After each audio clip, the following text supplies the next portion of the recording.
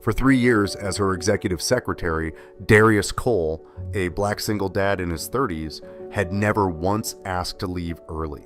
Not for illness, not for emergency, not even for a half day off. But that Thursday afternoon, he glanced at his watch and said it plainly, "I need to leave early. I have a date." The room went silent. Claire Whitman, the CEO known for her ice-cold composure, froze mid-sentence. Since when did the man beside her every single day have a life she knew nothing about? When Darius stood to leave, Claire reached out and caught his wrist. The question escaped before she could stop it. Darius had been sitting at the desk outside Claire's office since 8:30 that morning, the same way he did every weekday.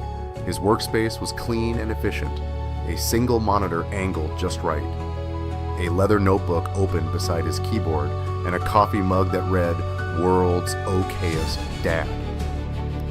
Tucked near the edge, a framed photo of a beautiful black family, really just a black father and his little boy, rested beside the screen.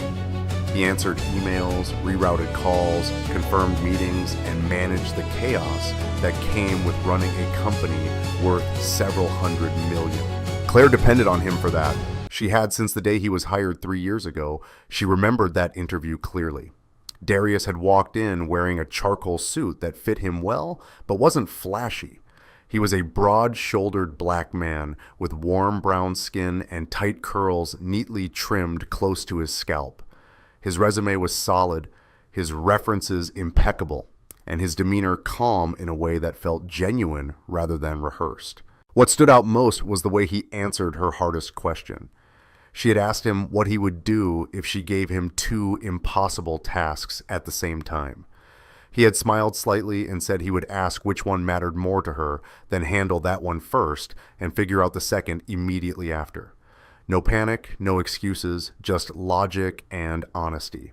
That was Darius. He never overpromised. He never dramatized. He simply did the work, and he did it better than anyone else she had ever hired. Over the years, Claire had come to rely on him, not just professionally, but in ways she didn't fully admit to herself. He knew how she took her coffee. He knew when she needed to be left alone and when she needed someone to push back on a bad idea. He knew the exact tone to use when a board member was being difficult, and he never once made her feel like she owed him anything for it. But Claire also knew almost nothing about his life outside the office. She knew he had a son because he kept that photo on his desk. A small black boy with warm brown skin, messy brown curls, and a yeeted grin, holding a baseball glove. She knew Darius left at exactly 5:30 every day, no exceptions. And she had always assumed it was because of the boy. She had never asked for details. It felt intrusive. And besides, she liked to keep things professional. That was the boundary she had drawn for herself. Even as she found herself noticing the way Darius's voice softened when he talked on the phone during lunch breaks, or the way his eyes lit up when he mentioned his son in passing, Claire had convinced herself that admiration was all it was.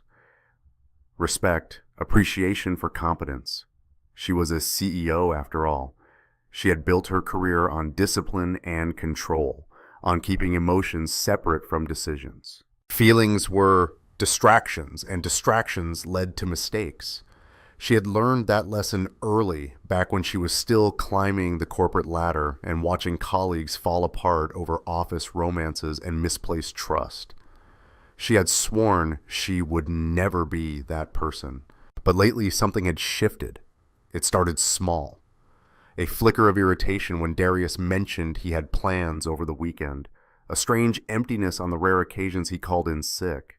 A tightness in her chest when she imagined him sitting across from someone else at dinner, laughing the way he sometimes did when they worked late, and the office felt less like a battlefield and more like a refuge. She told herself it was nothing. She told herself it would pass. It didn't. That Thursday had been a long day. Claire had spent most of it in back-to-back meetings, navigating a merger negotiation that was turning messier by the hour. Darius had been there through all of it, taking notes, managing the logistics, making sure she had everything she needed before she even realized she needed it. By late afternoon, she was exhausted but relieved. The deal was finally moving forward. She had leaned back in her chair and glanced at Darius, who was scrolling through his tablet with the same focused expression he always wore. "Thank God that's over," Claire said, allowing herself a rare moment of candor. Darius looked up and smiled, the kind of smile that reached his eyes and made the room feel a little warmer. "You handled it perfectly," he said. His tone was matter-of-fact, but there was something else underneath it. Pride, maybe, or certainty. Claire felt a strange flutter in her chest and looked away quickly, pretending to check her phone. That was when Darius glanced at his watch. It was 4:15. He closed his tablet and stood, gathering his jacket from the back of his chair. Claire looked up, confused. Darius never left early. He never left before her, and she rarely left before 6. "I need to leave early," Darius said, his voice steady and calm. Claire blinked, waiting for the explanation. A doctor's appointment, a family emergency, something that made sense. But Darius just looked at her with that same composed expression and added, "I have a date." The words hung in the air like something physical. Claire felt her entire body go still. A date. Darius had a date. The man who sat outside her office every single day. The man who knew her schedule better than she did. Who had never once mentioned anyone in his life beyond his son. Had a date with someone who wasn't her. "A date," Claire repeated, her voice sounding strange even to herself. Darius nodded, slipping his arms into his jacket. "Yes.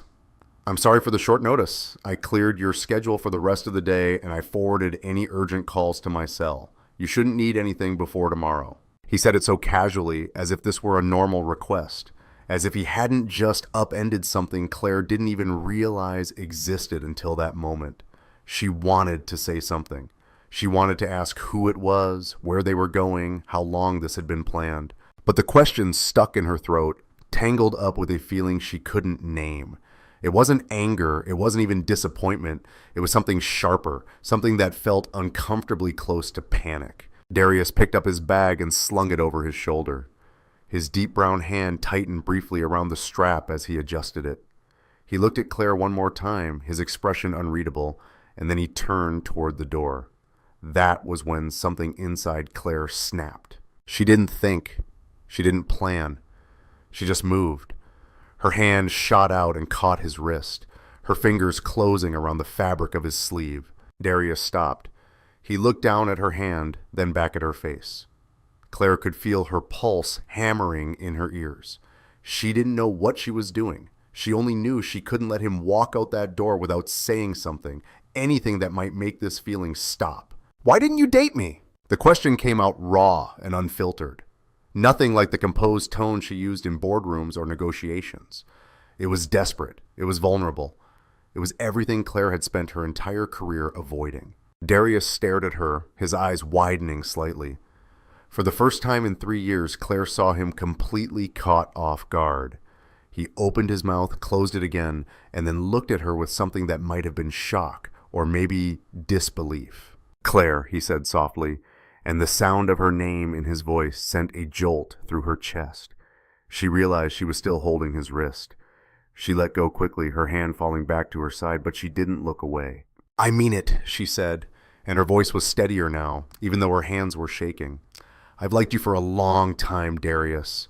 I just never said anything because I thought you weren't interested. Or maybe because I was too proud to risk it. But if you're going out with someone else, I need to know. I need to know if I missed my chance." The silence that followed felt endless. Claire could hear the hum of the air conditioning, the distant sound of traffic outside, the faint buzz of her computer. Darius was still standing there, his bag halfway off his shoulder, his expression unreadable. She had no idea what he was thinking. She had no idea if she had just made the biggest mistake of her professional life. Then, slowly, Darius's lips curved into a small, almost sad smile. He set his bag down on the desk and turned to face her fully. His eyes were kind, but there was something else there too, something cautious. "Claire," he said again, and this time his tone was gentler. "You didn't miss anything, and this isn't what you think it is." Claire frowned, her mind racing to make sense of his words. "Then what is it?" she asked, her voice barely above a whisper. Darius looked at her for a long moment, as if weighing something carefully in his mind. Then he let out a slow breath and reached for his phone. He tapped the screen a few times, then held it up so she could see. It was a text message. The contact name at the top read, Malik. Claire's eyes scanned the message. Dad, are you still coming at 5? I picked the restaurant. You're gonna love it. There was a photo attached. A little black boy with messy brown curls, warm brown skin, and a grin that looked exactly like Darius's was holding up a hand-drawn menu. Claire felt the air leave her lungs. She looked up at Darius, her confusion written all over her face. He smiled again, softer this time, and slipped the phone back into his pocket. My date, Darius said quietly, is with my son. It's his birthday dinner. He's been planning it for 2 weeks. Claire's mouth opened, but no words came out. She felt like the floor had just shifted beneath her. Relief, embarrassment, and something else she couldn't quite name all crashed into her at once. I didn't know, she managed to say, her voice thin. Darius nodded, his expression understanding but still guarded. You never asked, he said simply, and there was no accusation in his tone, just a statement of fact. Claire felt her cheeks flush. He was right. She had never asked. She had spent 3 years working beside him, relying on him, maybe even falling for him. And she had never once asked about the most important part of his life. Darius picked up his bag again, but this time he didn't turn to leave.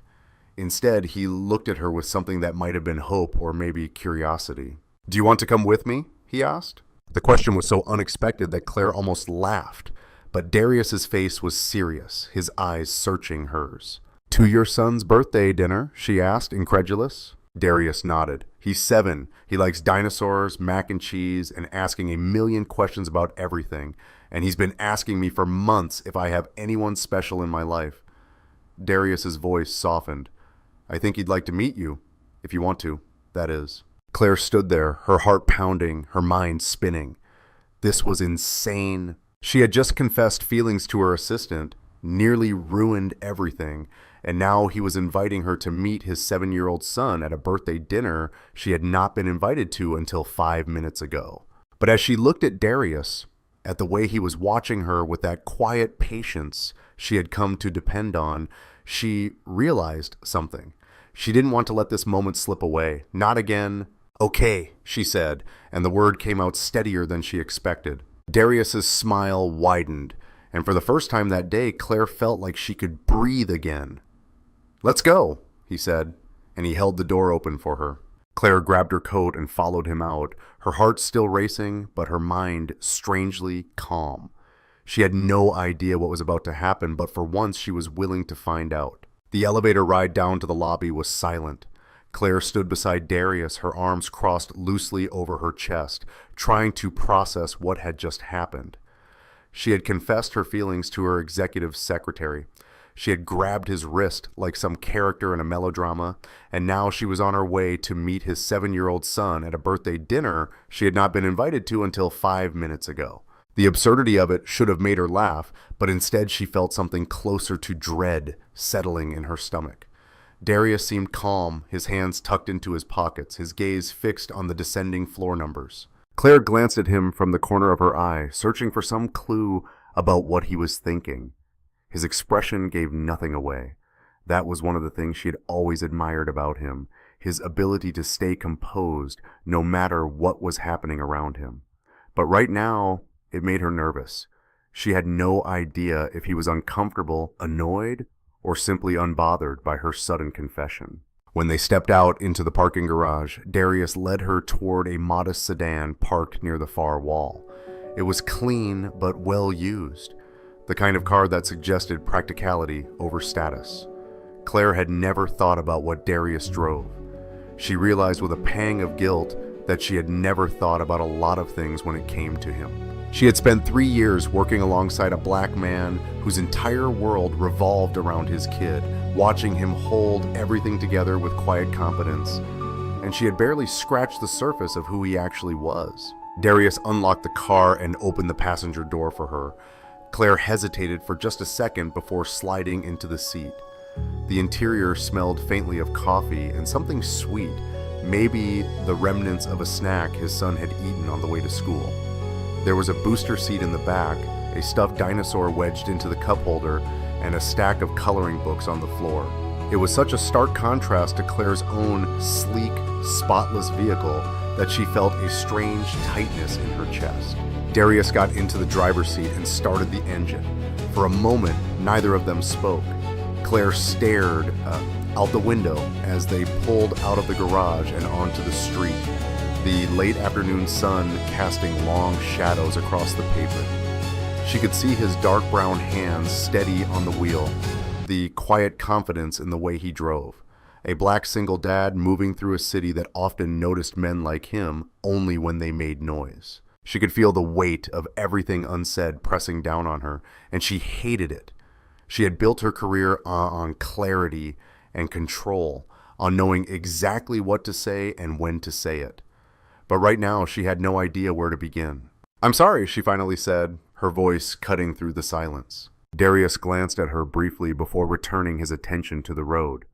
"For what?" he asked, his tone genuinely curious. Claire let out a breath she hadn't realized she was holding. "For putting you in an awkward position, for assuming things I had no right to assume, for making this weird." She spoke quickly, as if getting the words out faster would somehow make them hurt less. Darius was quiet for a moment, his hands steady on the wheel.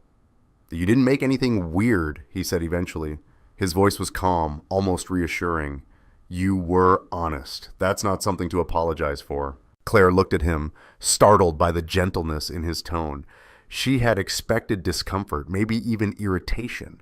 But Darius just seemed thoughtful, as if he were turning her words over in his mind and considering them carefully.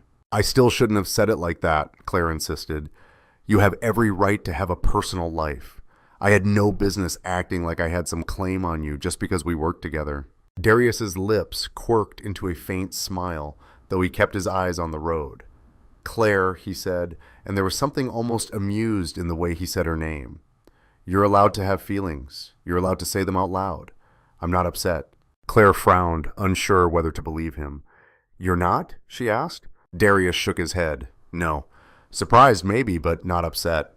He glanced at her again, and this time his expression was softer. "Honestly, I thought you saw me as just another employee, someone useful but replaceable. I never imagined you felt anything beyond professional respect." Claire felt a sharp pang of regret at his words. She had been so careful to maintain her distance, so determined to keep things professional, that she had never stopped to consider how it might look from his perspective. "You're not replaceable," she said quietly. Darius's smile widened just a fraction, but he didn't respond. Instead, he turned onto a side street lined with small shops and restaurants, the kind of neighborhood that felt warm and lived in. Claire watched the scenery pass by, trying to imagine Darius here, walking down these streets with his son, living a life that had nothing to do with quarterly reports or board meetings. They pulled into a parking spot in front of a family-style Italian restaurant with red checkered curtains in the windows and a hand-painted sign that read Morelos. It looked cozy and unpretentious, the kind of place where kids could be loud and no one would mind. Darius turned off the engine and sat there for a moment, his hands still resting on the wheel. "Before we go in," he said, his voice more serious now, "I need you to understand something." Claire turned to face him fully, her heart beginning to race again. "Okay," she said. Darius looked at her, his expression open but guarded. "Malik is the most important person in my life. Everything I do, every decision I make, it's for him. And I'm careful about who I bring into his world because I don't want him to get attached to someone who isn't going to stick around." Claire felt the weight of his words settle over her. She nodded slowly, understanding what he was really saying. This wasn't just about her anymore. It was about a little boy who had already lost one parent and deserved stability. "I understand," Claire said, and she meant it. Darius studied her for a moment longer, as if trying to gauge whether she truly did. Then he nodded and opened his door. "Come on," he said. "Let's not keep him waiting." They walked into the restaurant together, and Claire was immediately hit by the smell of garlic and fresh bread. The place was bustling with families, the sound of laughter and clinking silverware filling the air. Darius scanned the room and then smiled, his entire face lighting up in a way Claire had never seen before. He lifted his hand in a wave, and Claire followed his gaze to a corner booth where a small boy was bouncing in his seat. Malik was exactly as she had imagined him from the photo on Darius's desk. Messy brown curls, bright dark brown eyes, warm brown skin, and a grin that took up half his face. He was wearing a t-shirt with a cartoon T-Rex on it, and he waved back at his father with so much enthusiasm that he nearly knocked over a glass of water. Darius walked over quickly, and Claire followed a few steps behind, suddenly feeling very out of place. "Dad!" Malik shouted loud enough that a few nearby tables turned to look. Darius laughed and ruffled his son's curls. "Hey buddy, happy birthday." Malik beamed, and then his eyes landed on Claire. His expression shifted from excitement to curiosity, and he tilted his head slightly. "Who's that?" he asked, his voice bright and unfiltered. Darius glanced back at Claire, and for the first time since they left the office, she saw a flicker of uncertainty in his eyes. But it was gone almost immediately, replaced by that steady calm she had come to rely on. "This is Claire," Darius said, gesturing for her to come closer. "She works with me. I invited her to join us for dinner. Is that okay?" Mayalik looked Claire up and down, his gaze assessing in the way only children could be. Then he shrugged and grinned again. "Sure. Do you like dinosaurs?" he asked. Claire blinked, caught off guard by the question. She glanced at Darius, who was trying not to smile, and then looked back at Malik. "I think they're pretty cool," she said. And to her surprise, she meant it. Malik's grin widened. "Good, because I know everything about them. Did you know that the Tyrannosaurus Rex could bite with a force of 12,800 pounds? That's like getting squished by 3 cars at once." Claire raised her eyebrows, genuinely impressed. "I did not know that," she said. Malik nodded proudly and launched into another fact about velociraptors. Darius slid into the booth across from his son, and Claire hesitated for just a moment before sitting down beside him. The vinyl seat was cracked in places, and the table was slightly sticky, but none of that seemed to matter. Malik was talking a mile a minute, his hands moving animatedly as he explained the difference between herbivores and carnivores. Darius listened with the kind of patience that came from years of practice, nodding and asking questions at all the right moments. Claire watched them together, and something inside her shifted. She had spent so long thinking of Darius as her assistant, as someone who existed to make her life easier, that she had never fully considered what his life looked like outside of her orbit. But here he was, completely at ease, laughing at his son's jokes and reminding him to drink his water. It was a version of Darius she had never seen before, and it made her chest ache in a way she didn't quite understand. A waitress came by to take their orders. Malik immediately asked for spaghetti and meatballs with extra cheese, and Darius ordered the same. Claire glanced at the menu and chose something simple, not wanting to draw attention to herself. When the waitress left, Malik turned his attention back to Claire. "So, are you my dad's boss?" he asked. Claire hesitated, unsure how to answer. Technically, yes, she was Darius's boss, but the word felt wrong somehow, too clinical for what their relationship had become. "I guess you could say that," Claire said carefully. Malik frowned. "Do you make him work really late?" he asked, and there was a hint of accusation in his voice. Claire felt a pang of guilt. She thought about all the nights Darius had stayed late to help her prepare for meetings, all the times he had rearranged his schedule to accommodate hers. "Sometimes," she admitted, "but your dad is really good at what he does. I rely on him a lot." Malik seemed to consider this, then nodded. "He's the best," Malik said matter-of-factly. "He makes really good pancakes, and he always helps me with my homework, even when I don't want to do it." Darius laughed softly, his hand reaching over to ruffle his son's curls again. "Thanks, buddy," he said. Malik grinned and then leaned forward, lowering his voice as if he were about to share a secret. "Dad, did you find me a mom?" he asked, his eyes darting between Darius and Claire.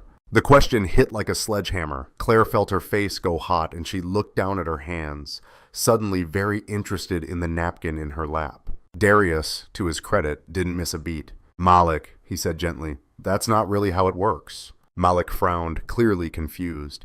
"But you said you were going on a date. Dates are for finding someone to marry, right?" Darius sighed, and Claire could see the faintest hint of color rising in his cheeks.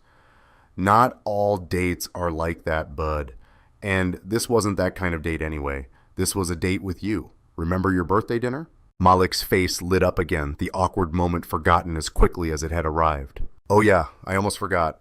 Can I get cake after with the candles that don't blow out?" Darius smiled, clearly relieved by the change of subject. "We'll see," he said. Claire finally looked up and her eyes met Darius's across the table. There was something unspoken in his gaze, something that made her heart beat faster. She wanted to say something, to acknowledge the ridiculousness of the situation. But before she could, their food arrived. Malik dove into his spaghetti with the enthusiasm only a 7-year-old could muster, and the conversation shifted to safer topics. Dinosaurs, school, baseball practice. Claire listened, occasionally chiming in when Malik asked her a direct question, but mostly she just observed. She watched the way Darius cut his son's meatballs into smaller pieces without being asked. She watched the way Malik leaned into his father's side when he laughed. She watched the way they moved around each other with the kind of ease that came from years of being a team. And for the first time in a long time, Claire felt like she was seeing something real. Not a boardroom, not a negotiation, just a father and son sharing a meal, living a life that was messy and imperfect and utterly beautiful. She didn't know if she had a place in that life. She didn't know if Darius would ever see her as anything more than his boss. But sitting there in that crowded restaurant watching Malik talk with his mouth full and Darius trying not to laugh, Claire realized something important. She wanted to find out. By the time dessert arrived, Claire had almost forgotten why she had been so nervous. Malik had spent the last 20 minutes telling her about his favorite video game, a space adventure where you had to rescue aliens from evil robots. He explained the rules with such earnestness that Claire found herself genuinely invested in whether or not the blue alien made it off the planet. Darius watched them both with a quiet smile, occasionally interjecting to correct a detail or remind his son to take a bite of his food. The waitress brought out a slice of chocolate cake with a single candle stuck in the center. It was one of those trick candles that kept relighting no matter how many times you blew it out. Malik's eyes went wide with delight, and he immediately launched into an enthusiastic attempt to extinguish it. After the 5th try, he started laughing so hard he could barely catch his breath. Darius reached over and pinched the wick between his fingers, finally putting the flame out for good. "Make a wish first, bud," Darius said, and Malik squeezed his eyes shut, his face scrunched up in concentration. Claire watched him, this small black boy who seemed so full of life and hope, and she felt something crack open inside her chest. She had spent so many years focused on her career, on building something that mattered, that she had forgotten what it felt like to simply be present in a moment like this. No agenda, no strategy, just cake and laughter and a little boy who believed wishes could come true. Malik opened his eyes and grinned. Darius handed him a fork and he dug into the cake with the same enthusiasm he had shown for everything else that evening. Claire glanced at Darius and he was already looking at her. There was something in his expression that she couldn't quite read. Not pity, not discomfort, but something softer. Something that made her think maybe she hadn't ruined everything after all. When Malik finished his cake, he leaned back against the booth with a satisfied sigh. His face was smudged with chocolate, and his t-shirt had a new stain to add to the collection. Darius pulled a napkin from the dispenser and wiped his son's face with the practiced efficiency of someone who had done this 1,000 times before. "All right, birthday boy," Darius said. "It's getting late. We should probably head home." Malik groaned dramatically but didn't argue. He slid out of the booth and grabbed his jacket from the seat. Then he turned to Claire, his expression suddenly serious. "Are you going to come over again?" he asked. The question caught Claire off guard. She looked at Darius, unsure how to respond, but he just watched her with that same calm patience he always seemed to have. "I don't know," Claire said honestly. "Would you want me to?" Malik thought about it for a moment, then nodded. "Yeah, you're nice, and you didn't get mad when I talked about dinosaurs the whole time." "I liked hearing about dinosaurs," she said, and she meant it. Malik grinned and then turned to his father. "Can we go to the arcade on the way home, just for 10 minutes? Darius shook his head, though his expression was affectionate. "Not tonight. It's a school night, remember?" Malik sighed again, but didn't push. He grabbed Darius's hand and started pulling him toward the door. Darius glanced back at Claire, and she stood quickly, following them out into the cool evening air. The drive back to the office was quieter than the drive to the restaurant. Malik had fallen asleep in the back seat, his head lolling to one side, the stuffed dinosaur clutched in his arms. Claire sat in the passenger seat, her hands folded in her lap, watching the city lights blur past the window. She didn't know what to say. She didn't know if there was anything to say, but the silence didn't feel uncomfortable. It felt almost companionable, like they were both processing the same strange, unexpected evening. When they pulled into the parking garage, Darius turned off the engine, but didn't move to get out. He glanced back at Malik, making sure he was still asleep, and then looked at Claire. For a long moment, neither of them spoke. Claire could hear the faint hum of the overhead lights, the distant sound of a car alarm going off somewhere above them. "Thank you for coming," Darius said finally. His voice was soft, careful not to wake his son. Claire turned to look at him, and the words she had been holding back all evening suddenly felt too big to keep inside. "I'm sorry," she said, and Darius frowned. "You already apologized. You don't need to do it again." Claire shook her head. "Not for earlier, for all of it, for the last 3 years, for treating you like you were just part of the furniture, for never asking about your life, your son, anything that mattered." Her voice cracked slightly and she looked down at her hands. "You deserved better than that." Darius was quiet for a moment, and when he spoke, his tone was measured. "Claire, you're not a bad person for keeping professional boundaries," he said. "That's what we both signed up for. I never expected you to be my friend. I was your assistant. That was the job." Claire looked up at him, her eyes stinging. "But you were more than that," she said. "You are more than that." And I was too scared to admit it because I thought it would make me weak. I thought it would make me vulnerable. But sitting there tonight, watching you with Malik, I realized something. She took a breath, steadying herself. "I don't want to be the kind of person who's too proud to care about someone. I don't want to be so focused on protecting myself that I miss out on something real." Darius studied her for a long moment, and she couldn't tell what he was thinking.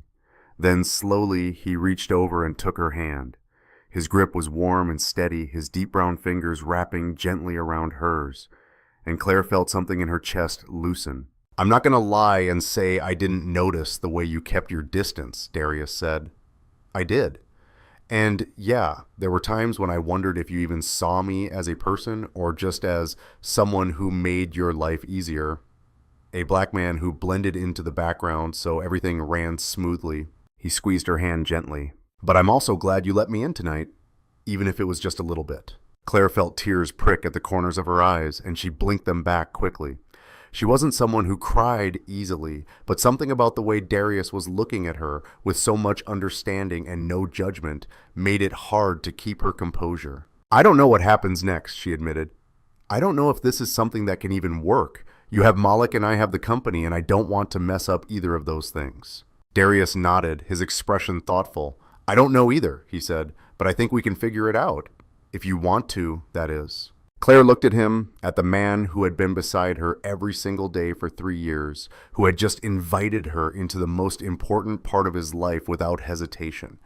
And she felt something settle inside her, a certainty she hadn't felt in a long time. "I want to," she said. Darius smiled, and it was the kind of smile that reached his eyes and made the world feel a little less heavy. "Good," he said. They sat there for a moment longer, hands still linked, the silence between them comfortable and full of possibility. Then Malik stirred in the back seat, mumbling something about velociraptors, and Darius let go of Claire's hand to check on him. "I should get him home," Darius said, and Claire nodded. She opened the door and stepped out into the cool night air, feeling lighter than she had in years. Darius got out as well and walked around to her side of the car. "I'll see you tomorrow," he asked, and Claire smiled. 8:30 sharp, she said. Darius laughed softly. Wouldn't miss it. He started to turn back toward the car, but Claire reached out and caught his arm. He looked at her, surprised, and she stood on her toes and pressed a quick kiss to his cheek. It was brief, barely more than a brush of her lips against his warm brown skin, but it was enough. When she pulled back, Darius was staring at her with an expression that was equal parts shock and something that looked a lot like hope. "Drive safe," Claire said, her voice steady despite the way her heart was racing. Darius nodded, still looking slightly dazed, and then he smiled again. "You too," he said, even though she wasn't driving anywhere. Claire watched as he got back into the car and started the engine. She stood there in the parking garage, her arms wrapped around herself as he drove away. The taillights disappeared around the corner and she was alone again. But this time the loneliness didn't feel suffocating. It felt like the quiet before something new began. Claire walked to her own car and slid into the driver's seat. She sat there for a moment, her hands resting on the steering wheel, replaying the entire evening in her mind. The confession, the misunderstanding, the dinner with Malik, the way Darius had looked at her when he said they could figure it out. She thought about all the years she had spent building walls around herself, convinced that emotions were liabilities and vulnerability was weakness. She thought about how close she had come to letting Darius walk out of her office without ever saying a word. But she had said something, and he had listened. And maybe, just maybe, that was enough. Claire started her car and pulled out of the parking garage. The city was quiet at this hour, the streets mostly empty except for the occasional taxi or late-night delivery truck. She drove slowly, taking her time, letting herself feel everything she had been pushing down for so long. The fear, the hope, the strange, terrifying excitement of not knowing what came next. When she finally pulled into her own driveway, she sat in the car for a few minutes, staring up at the dark windows of her house. It was a beautiful house, the kind she had dreamed of owning when she was younger and still climbing the corporate ladder. But it had always felt empty, like a place she lived in, but never really inhabited. Tonight, though, it felt different. Like maybe it didn't have to be so lonely after all. Claire got out of the car and walked to her front door. She unlocked it and stepped inside, flipping on the lights as she went. The house was silent, but it didn't bother her the way it usually did. She kicked off her shoes and made her way to the kitchen, pouring herself a glass of water and leaning against the counter. She thought about Malik's grin when he talked about dinosaurs. She thought about Darius's hand in hers. She thought about the way he had said they could figure it out, like it was the simplest thing in the world. And for the first time in a long time, Claire allowed herself to believe that maybe it could be. Not perfect, not easy, but real. And that was worth more than all the power and success in the world. She finished her water and set the glass in the sink. Then she walked upstairs, climbed into bed, and fell asleep with a small smile on her face. Tomorrow would come, and when it did, Darius would be there, just like he always was. But now everything felt different, because now she wasn't afraid to admit that she wanted him to.